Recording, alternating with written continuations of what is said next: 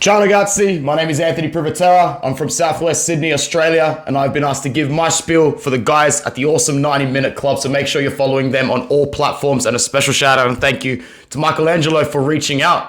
A lot of interesting things that there are to talk about, and I'll keep it nice and short and sweet. I'm going to start with a question that he asked me. How do I watch Serie A and how do I follow Italian football down here in Australia? Well, growing up in a family that sort of semi-supported the sport, there was a lot more coverage, not in terms of the games actually being shown, but because Serie A and Italian football was more widespread, it had a lot more superstars and a lot more global appeal.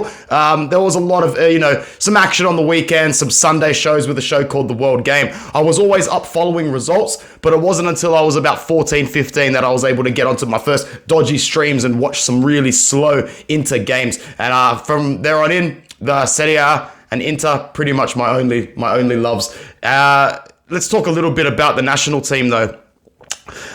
Not good. It still stings. The Euro thing, the Euro portrait hanging up on my wall, it still hurts to look at it. Knowing that Italy is not going to Qatar, it's huge. The state of the national team needs improving. We all saw that game against Argentina. It was a glorified friendly, but it really was it more encompassed how low we have sunk after feeling so high of winning the Euro tournament. But an interesting stat came into play, and I didn't realize it, that the last time Italy actually won a game on the pitch before the Hungary game, which we just won, was against Belgium. The quarterfinals of the Euros. So really, Italy were coasting on a little bit of a downfall for a while. The game against Germany wasn't great.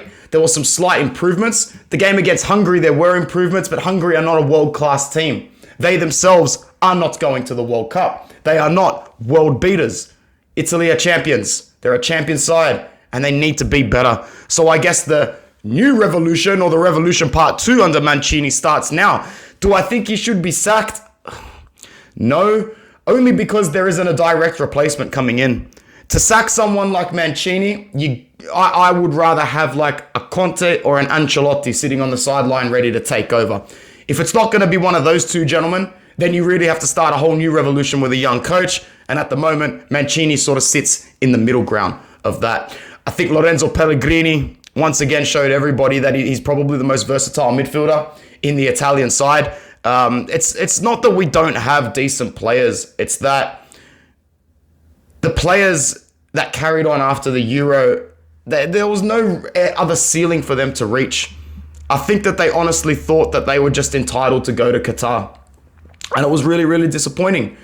But we'll move on, and I guess we will all watch Qatar as neutrals, hoping for the tournament to finish as quickly as possible. My prediction for the game against England, I don't really care. At the end of the day, they'll want the revenge more than us, and I can see them getting it. 2-1 to England, a goal to Harry Kane and somebody else. Is Paulo Dybala coming to Inter? I think yes. If you asked me two weeks ago, I would have said probably not. I thought there were a lot of late bids that were going to come in. But it looks like Inter might actually be able to materialize this deal. I think it's a good deal for Inter because of the wage, 6 to 6.5 million per season plus bonuses, considering what he thought he was going to get elsewhere. And that's just the power of Beppe Marotta. In my opinion, he's the best director in the country. There was a lot of under the table banter a few years ago, where the Juve fans and everybody around that Juve camp, even Mauro Icardi himself, was starting to make subtle messages that he's willing to go to Juventus in order to spite Inter. But the beauty of spite is that it only works when you're at the top, not when you're chasing in 4th position. So Inter going for Dybala, it's spite. It's a spite move from Beppe Marotta because he is petty like that. How is it going to result on the pitch under Inzaghi? I'm not too sure. It gives us that real freedom to play with more of a secondo punto, which probably will be Dybala if he's playing off Lautaro, or God forbid Romelu Lukaku comes back as well. But we'll see what happens. It's going to be a very exciting season for Serie A, because I do think that where it was close last season, it's going to be even closer with more sides than just the 2 Milanese clubs. Once again, I want to give a big shout out to Michelangelo and the lads at the 90-Minute Club. Thank you so much for involving me in your podcast, in your live. I really appreciate it, and we will link up soon. Guys, even though there's no Qatar, Forza Italia, Forza Azzurri. Ciao.